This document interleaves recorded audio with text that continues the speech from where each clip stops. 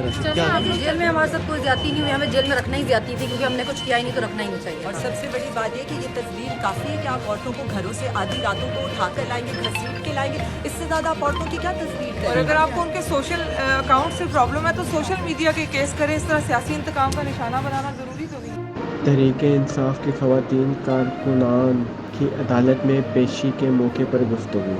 فتح اس کے باوجود حوصلے بلند ہے.